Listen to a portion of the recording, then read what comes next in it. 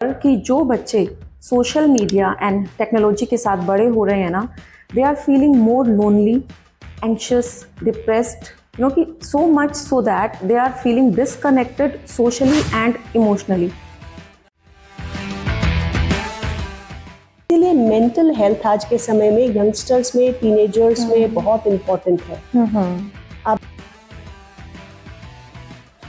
Right, अगर parent ही एक ऐसा ब्रिज है ना, जो अपने बच्चे को वर्ल्ड के साथ सही तरीके से कनेक्ट करेगा। करेक्ट। बच्चा जो होता है दीदी, वो अपने पेरेंट्स से, स्पेशली मैं बोलूंगी कि मदर से ना, इमोशनली बहुत ही ज्यादा कनेक्टेड होता है। मिनट का सुबह का मेडिटेशन आपकी एनर्जी को एकदम चार्ज कर देता है। Right. Remember this thing, you become good parent when you start controlling yourself instead of controlling your kid. Right.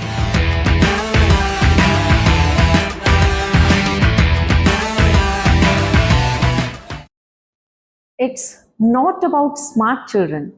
It's about happy children who have the courage and confidence to learn and pursue the things dear to their heart. Very well said by Alexandra Idens.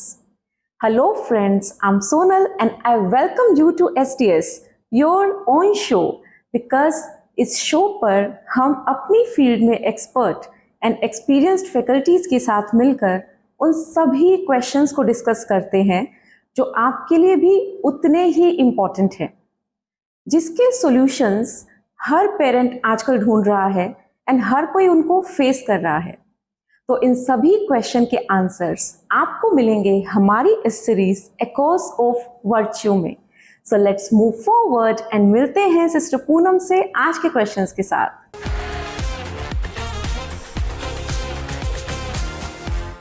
Welcome sister. Thank you sister, last episode में आपने Dubai के शेख राशिद का बहुत ही अच्छा example और I would say कि perfect example दिया था जी, जिन्होंने कुछ ही लाइंस में 3 जनरेशन का पास्ट, प्रेजेंट और फ्यूचर हमें बता दिया था। एब्सोल्युटली। एंड ये हम सभी के लिए अवेकनिंग था दीदी। एंड इससे कहीं ना कहीं मुझे एक सेइंग याद आती है that the best inheritance a parent can give to their children is their time each day. So दीदी, मैं आपसे पूछना चाहूँगी कि आजकल जो पेरेंट्स वर्किंग हैं and both parents are working and they are providing all the facilities to their kids but not time.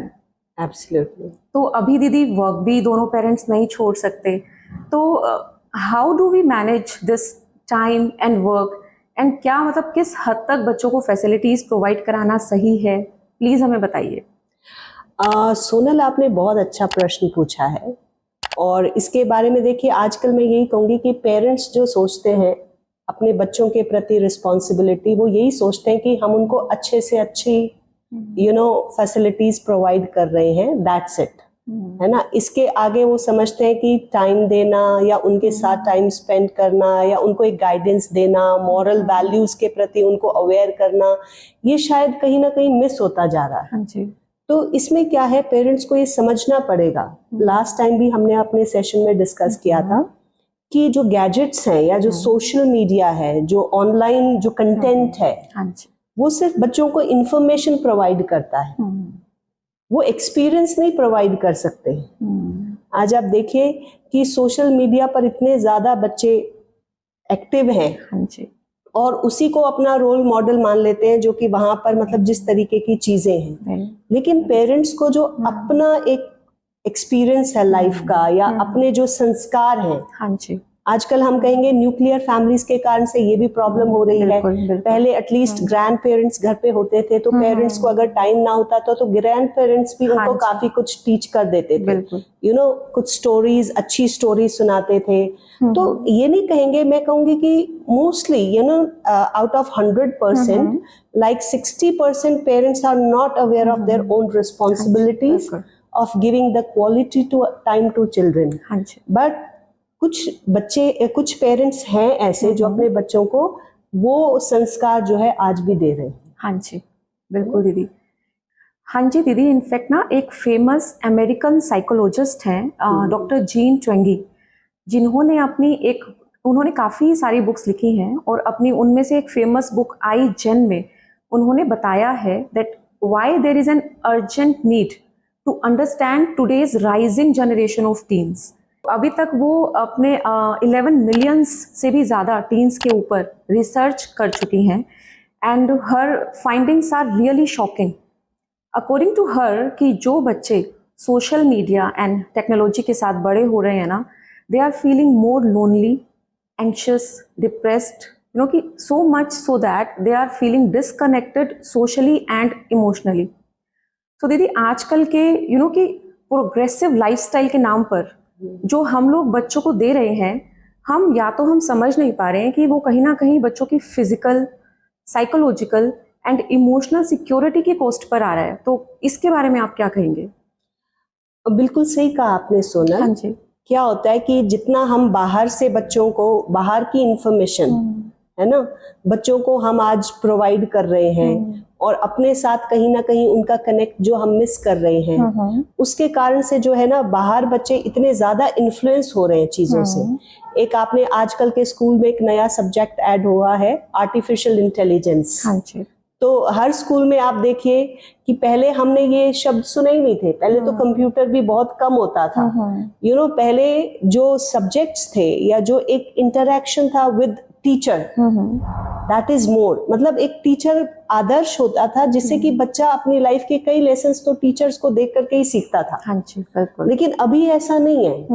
अब टीचर और स्टूडेंट के बीच में भी गैप है। हाँ जी। एंड जो बच्चे हैं वो कहीं ना कहीं जो आर्टिफिशियल इंटेलिजेंस है, यानी बाहर की इंफॉर्मेशन है, सोशल प्लेटफॉर्म्स है, यूट्यूब है, इंस्टाग्राम है, फेसबुक है, इन सब चीजों पे इतना ज्यादा एक्टिव हैं बच्चे, और इसी से उनको आइडेंटिटी क्राइसिस हो रहा है। Correct. Because they start comparing himself और herself with the other outer personality, जो कि रियल है ही नहीं। राइट।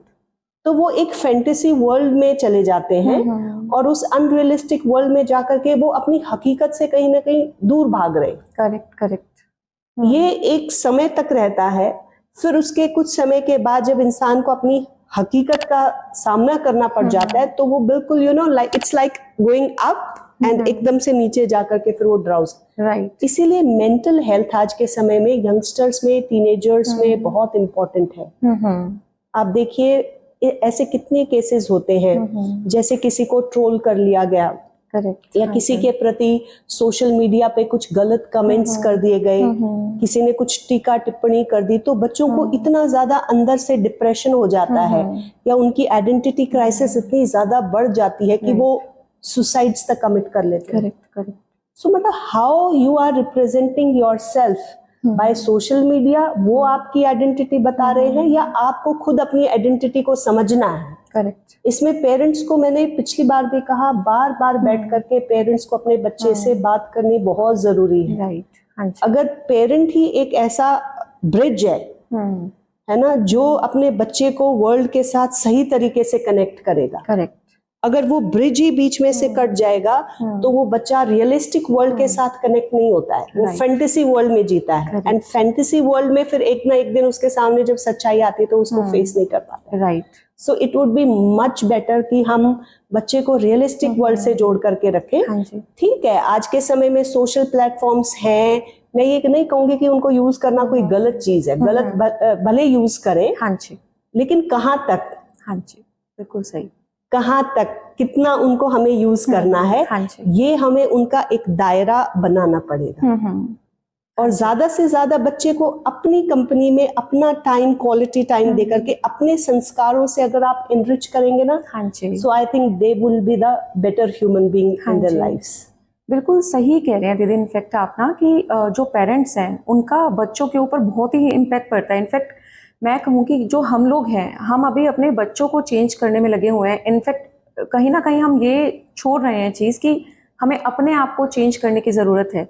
इससे मुझे एक चीज़ याद आती है दीदी कि there is a doctor Nitika Sobti, जिन्होंने सिस्टर शिवानी के साथ मिलकर ना 2013 में वर्चू बेबी अपना एक प्रोजेक्ट स्टार्ट किया था, जिसमें उन्होंने जो जिस टाइम बेबी वूम में होता है तो उस टाइम पेरेंट का बच्चे के ऊपर कितना इम्पैक्ट पड़ रहा होता है, उसका पूरा उन्होंने कि अपने इस प्रोजेक्ट में उस चीज़ को डिफाइन किया है।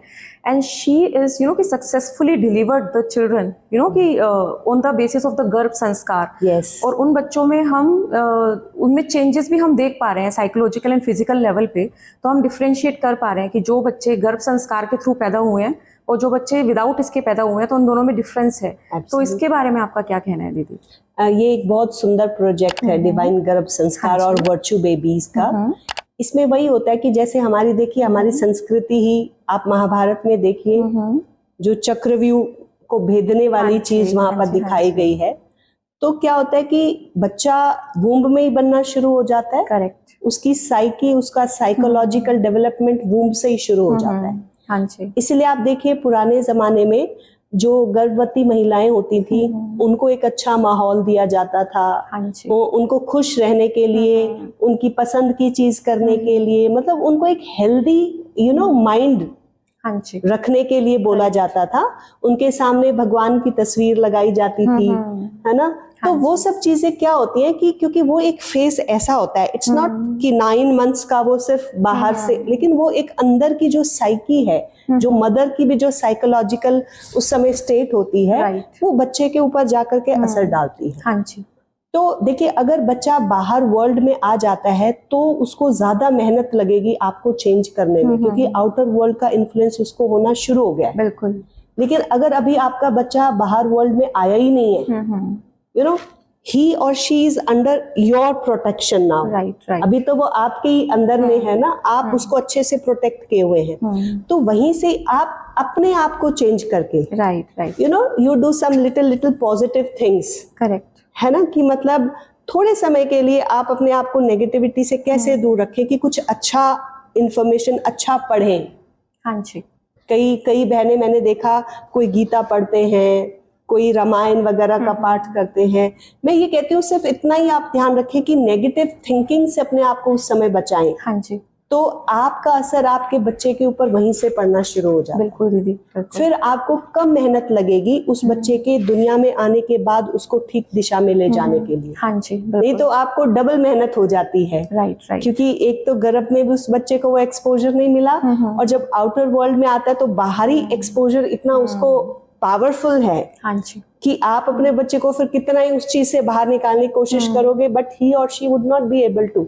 राइट दीदी। क्योंकि वो उस चीज में एकदम से आता है ना। वो सोचता है मेरे फ्रेंड्स ऐसे करते हैं तो मेरी मम्मा मेरे को क्यों मना करती है। बिल्कुल, है ना। मेरे फ्रेंड्स मोबाइल यूज कर रहे हैं, मेरे फ्रेंड्स सोशल मीडिया यूज करते हैं, तो मेरी मदर, एकदम से वो कॉन्फ्लिक्ट आता है बच्चे के अंदर। लेकिन अगर शुरू से उसने आपके अंदर या अपनी फैमिली के अंदर वो चीज देखी, तो वो अपने आप ही देख करके बच्चा ज्यादा सीखता है, ना कि हमारे कहने से ज्यादा सीखता है। तो कहीं ना कहीं बच्चा जो होता है दीदी, वो अपने पेरेंट्स से, स्पेशली मैं बोलूंगी कि मदर से ना इमोशनली बहुत ही ज्यादा कनेक्टेड होता है। तो दीदी आप हमें ये बताओ कि जैसे आजकल की जो मदर्स हैं वो वर्किंग हैं, एंड ऑब्वियसली हम लोग आज अपना वर्क नहीं छोड़ सकते। Absolutely correct. तो प्रैक्टिकली हमें जो हम थोड़ा टाइम भी अपने साथ जो स्पेंड कर रहे हैं, अगर हम अपने अंदर चेंजेस लेकर आएंगे तो ऑटोमेटिकली वो चेंजेस हमें बच्चों में दिखेंगे। बिल्कुल। तो ये क्वेश्चन मेरा और उन सभी मदर्स का डेफिनेटली आपके लिए है कि हम प्रैक्टिकल लाइफ में कोई भी छोटी सी चीज़, जैसे मेडिटेशन, हम डेली ऑफिस जा रहे हैं तो वो छोटा सा जो टाइम है 10 मिनट्स का, चाहे वो मेडिटेशन में निकाल रहे हैं, चाहे कैसे भी अपने लिए जो निकाल रहे हैं, जिससे हम इमोशनली स्ट्रेंथन फील करें, कि स्ट्रॉन्ग फील करें, ताकि ये वाली चीज़ हम बच्चों पे पास ऑन कर सकें। तो प्रैक्टिकली हमें क्या करना चाहिए डेली लाइफ में, हम क्या करें? देखिए प्रैक्टिकली अपनी लाइफ के कुछ छोटी छोटी चीजें आप चेंज कर लें। मैं आपको बताती हूँ, 2 समय ऐसे होते हैं जब हमारे ब्रेन के सबसे ज्यादा एब्जॉर्ब करने का समय होता है। एक है सुबह उठते ही, हाँ जी, है ना। सुबह उठते ही सबसे पहला काम हमें क्या करना चाहिए, है ना।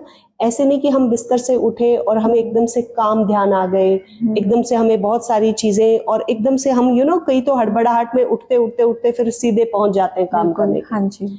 नहीं, जब हम उठते हैं तो जो सबसे पहला थॉट है वो बहुत पीस का थॉट होना चाहिए, है ना। वो शुक्रिया का थॉट होना चाहिए, a thought of gratitude, a thought of peace. और ग्रैटिट्यूड, थैंक यू किस चीज के लिए, कि एक नया दिन देने के लिए, बिल्कुल, एक नई शुरुआत देने के लिए। तो जब आप शुरू उठते ही सिर्फ 5-10 मिनट भी, आई डोंट थिंक कि 5-10 मिनट निकालना किसी भी मदर के लिए मुश्किल है, राइट, हाँ जी, है ना। वो चाहे आप बिस्तर पे ही बैठ करके या बिस्तर से अलग हो करके किसी को अपने किसी खास जगह पर जा करके करना है, लेकिन 5-10 मिनट का सुबह का मेडिटेशन आपकी एनर्जी को एकदम चार्ज कर देता है। Right, very you know, first you filled with the positivity and then when you know, जैसे ही आप अपने बच्चे के पास जाएंगे या किसी भी फैमिली मेंबर के पास जाएंगे या काम करने जाएंगे, तो उसके ऊपर भी वो चीज जो है सबसे पहले आपकी पहुंचेगी। हाँ जी, वो एनर्जेटिक फील करेंगे हम पूरा दिन। हाँ तो एक तो सुबह का समय ऐसा होता है, और एक अगर मान लीजिए आप बहुत बिजी रहते हैं सारा दिन, वर्किंग है, तो एक रात को सोने से पहले, हाँ जी, बिल्कुल, ये 2 समय आई थिंक सबके अपने पर्सनल होते हैं। हाँ जी, जब आप अपने सारे घर के काम खत्म कर लेती हैं, तो रात को सोने जाने से पहले भी कि आप सारे दिन के लिए एक मतलब एक सेल्फ असेसमेंट, हाँ जी, एक सारा दिन के लिए जो शुक्रिया है कि आज हमने ये किया, ये किया, ये किया, आज हमारा दिन अच्छा बीत गया, हाँ जी, आज हमने कुछ प्रोडक्टिव किया, आज हमने अपने बच्चे के लिए कुछ अच्छा किया, ऐसा सोच करके और फिर ग्रैटिट्यूड ला करके अगर आप सोते हैं, तो ये 2 ऐसे टाइम है जिसमें अगर आप बार बार अपने आप को पॉजिटिव या एनर्जाइज फील करते हैं। और सबसे बड़ी बात है, ग्रैटिट्यूड की फीलिंग लाना बहुत जरूरी, करेक्ट, वेरी कि परमात्मा ने हमें इतना कुछ दिया है, तो हम अपने फैमिली को, हम अपने बच्चों को दे सकते हैं वो चीज। हाँ जी, लेकिन that comes you know inside and with peace and with love, right, very true, that doesn't come outside कि हम अपने बच्चे को लैपटॉप ला के दे रहे हैं, मोबाइल ला के दे रहे हैं, हमने ये टेक्नोलॉजी उसके लिए प्रोवाइड कर दी है, वो नहीं। वो जो इंटरनल अपनी जो संस्कार है, वो अपनी स्टेट ऑफ माइंड जो है, उससे आप अपनी फैमिली को एनरिच कर सकते हैं। तो मेरे ख्याल से ये 2 समय तो सबके लिए बहुत ईजी है निकालना। हाँ जी, सुबह उठते ही और रात को सोने से पहले, बस इतना भी आप करेंगे तो आपको लगेगा कि my life is going on the right way. Right, बिल्कुल सही कह रहे हो दीदी, इनफैक्ट आप ना, एंड हम सभी को ये समझना पड़ेगा, इफ़ वी वांट कि हमारे जो बच्चे हैं हमारे पुराने प्रिंसिपल्स के साथ कनेक्टेड रहें, यू नो, कि रिस्पेक्ट की एंड ग्रैटिट्यूड की वैल्यू को समझें, and most above all most important कि सोशली, इमोशनली, यू नो, कि एंड साइकोलॉजिकली स्ट्रेंथन हो और ज़्यादा, रादर देन कि उनके वैल्यूज डिप्लीट होती जा रही हैं। तो हमें अपने आप को सबसे पहले चेंज करना पड़ेगा, राइट।